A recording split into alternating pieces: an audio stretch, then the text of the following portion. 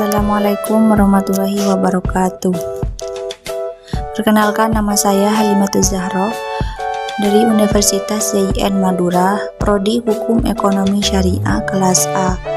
Di sini saya akan menjelaskan tentang pentingnya ilmu hukum.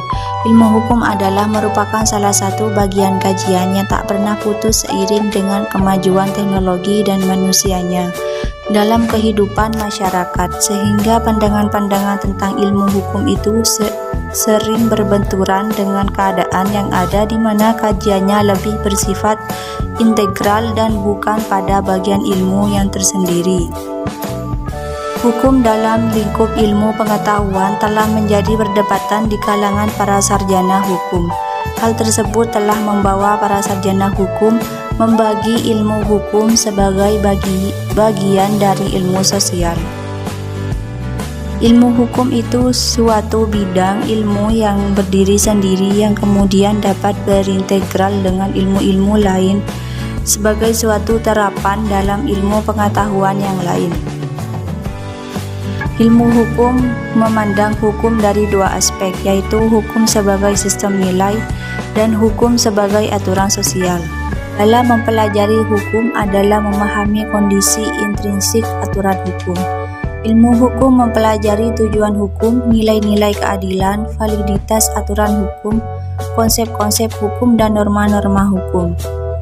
Sebagai ilmu terapan, ilmu hukum menetapkan standar prosedur, ketentuan-ketentuan, rambu-rambu dalam melaksanakan aturan hukum.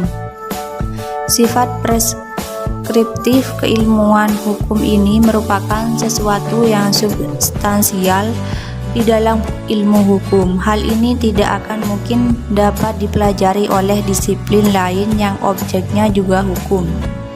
Untuk mempelajari konsep-konsep hukum berarti mempelajari hal-hal yang semula ada dalam alam pikiran yang dihadirkan menjadi sesuatu yang nyata. Misalnya merupakan sesuatu yang sangat esensial dalam hidup bermasyarakat. Konsep demikian tidak terjadi secara tiba-tiba, melainkan mengalami proses berpikir yang panjang. Selanjutnya, sifat ilmu hukum sebagai ilmu terapan merupakan konsekuensi dari sifat preskriptifnya.